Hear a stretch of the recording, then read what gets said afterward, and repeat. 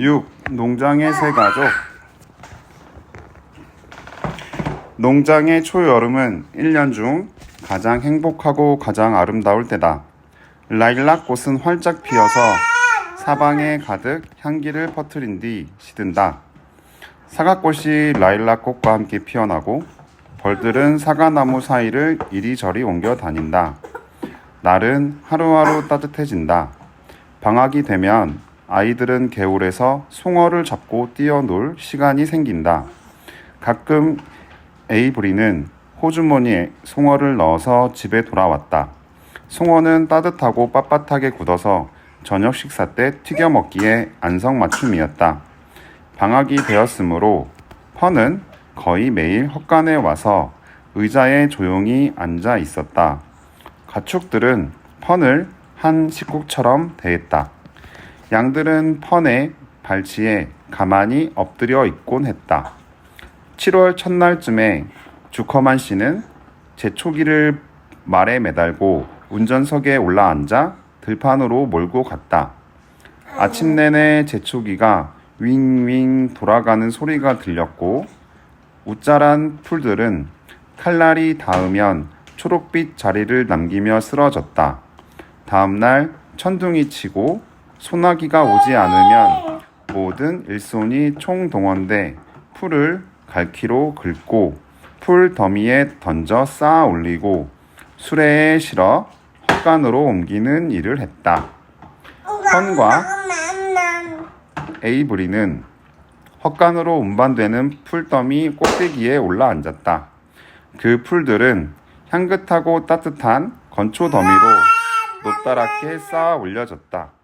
그리고 나면 헛간은 온통 큰 조 아제비와 토끼풀로 만든 커다란 침대 같아졌다. 위에서 구르거나 속에 들어가 숨기에 안성맞춤이었다. 때때로 에이브리는 건초더미 속에서 작은 풀뱀을 찾아 자기 호주머니에 있는 다른 소지품에 보태곤 했다. 초여름은 새들에게 축제의 기간이다. 들판, 집 주변, 헛간, 숲속, 늪지 어디에나 사랑이 있고 노래가 들리고 새 둥지가 있고 새 알이 있다. 숲 근처에서는 흰머리 딱새가 지저긴다. 이 새는 보스턴에서 날아온 게 틀림없다. 흰머리 딱새는 피보 피보 피보 하며 울고 보스턴 근처에는 피보디라는 도시가 있다. 오, 피보디, 피보디, 피보디. 사과나무 가지 위에서는 작은 딱새가 몸을 흔들고 꽁지깃을 갖다기며 노래한다. 딱, 딱, 딱. 맷종 다리는 인생이 짧고 멋지다는 걸 아는 듯 노래한다. 시원, 시원, 시원, 시원, 시원, 시원, 시원, 시원. 헛간으로 들어가면 제비들이 둥지에서 덮치듯이 날아 내려와 소란을 피운다. 제자, 제자. 초여름에는 아이들이 먹고 마실 것들이 사방에 넘친다. 민들레 줄기에는 우윳빛 액체가 가득하고 토끼풀꽃에는 단물이 고이고 냉장고에서는 얼음처럼 차가운 음료수가 가득 찬다. 어디를 보나 생명이 용소둠친다.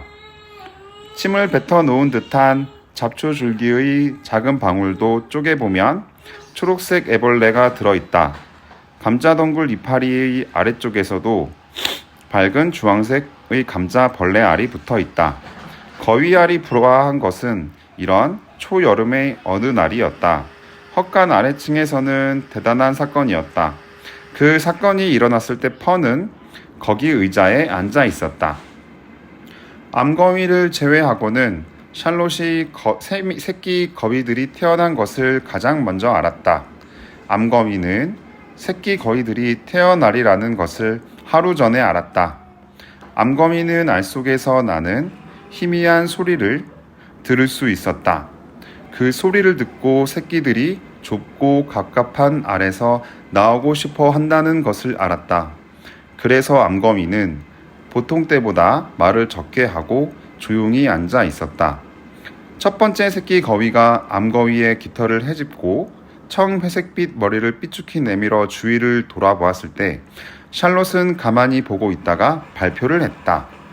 우리의 친구 암거위가 4주에 걸친 끝없는 노력과 인내의 결과로 지금 모두에게 무언가 보여주게 되었다는 것을 알려드립니다.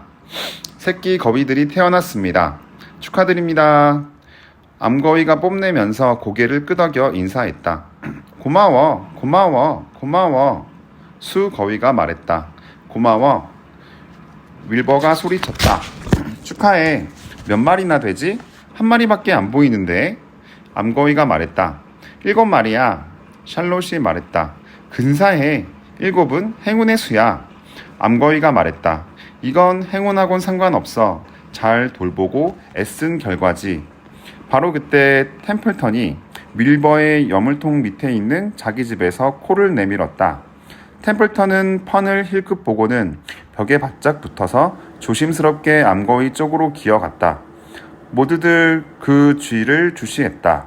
그 쥐는 그다지 달갑지도 않고 믿을만하지도 못하기 때문이다. 템플턴이 날카로운 목소리로 말을 꺼냈다. 이봐, 새끼 거위가 7마리라 그랬지? 알은 8개가 있었잖아. 남은 알은 어떻게 된 거야? 왜 부화하지 않은 거지? 암거위가 말했다. 실패작인가 봐.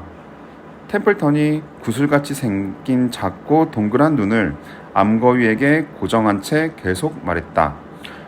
그걸 어떻게 할 건데? 암거위가 대답했다. 갖고 싶으면 너 가져. 가서 내 쓰레기 같은 짐에 보태. 템플턴은 농장 주변에서 이상한 물건을 주워다가 자기 집에 쌓아두는 습관이 있었다. 그 쥐는 무엇이든지 모아두었다. 수거위가 말했다. 맞아. 그 알을 가져가도 돼. 하지만 한 가지는 일러두겠어. 템플턴, 만약 내가 그 못생긴 코를 우리 아이들 주변에 삐쭉거리기라도 하는 날에는 상상도 못할 만큼 아프게 쪼아주겠어. 수거위는 힘센 날개를 펼치고 회를 치며 힘을 과시했다. 그 거위는 힘이 세고 용감했지만 사실 암거위와 수거위 모두 템플턴 때문에 걱정하고 있었다. 그도 그럴만했다. 그 쥐에게는 도덕도 없고 양심도 없고 꺼리낌도 없고 남에 대한 배려도 없고 체면도 없고 따뜻한 마음도 없고 뉘우침도 없고 고상한 감정도 없고 우정도 없고 그 어떤 것도 없었다. 새끼 거위를 가지고 달아날 수만 있으면 물어 죽일 쥐였다. 암거위는 그것을 알고 있었다. 모두들 그것을 알고 있었다. 암거위가 넓적한 부리로 부화하지 않은 알을 둥지에서 밀어냈다. 그 쥐가 알을 굴러가는 것을 모두들 메스꺼워하며 지켜보았다. 먹보인 윌버조차도 구역질이 날 것 같았다. 아무 쓸모없고 골아 터진 거위의 알을 달라고 하다니. 샬롯이 작은 소리로 깔깔거렸다. 쥐는 쥐야. 그런데 저 알이 터지기라도 하면 이 헛간에서 배길 수 없을걸? 윌버가 물었다. 그게 무슨 뜻이야? 그건 말이지. 냄새가 나서 아무도 여기에 살 수 없을 거라는 뜻이야. 고른 알은 냄새가 정말로 지독하거든. 템플턴이 고함쳤다. 깨뜨리지 않아. 내가 다 알아서 할 거야. 난 항상 이런 물건을 다룬다고. 템플턴은 거위의 알을 밀면서 비밀 땅굴로 사라졌다. 그 쥐는 거위의 알을 조금씩 밀어서 여물통 밑에 있는 자기 은신처까지 굴러가는 데 성공했다. 그날 오후에는 바람도 불지 않았고 헛간 마당은 조용하고 따뜻했다. 회색빛 암거위가 새끼 거위 7마리를 둥지 밖으로 끌어내서 바깥 세상으로 데리고 나갔다. 주커만 씨가 윌버의 저녁밥을 가지고 와서는 새끼 거위들을 가만히 지켜보았다. 그는 한박 웃음을 지으며 말했다. 자, 잘 있었니? 어디 보자. 하나, 둘, 셋, 넷, 다섯, 여섯, 일곱. 새끼 거위 7마리라 정말 귀엽군.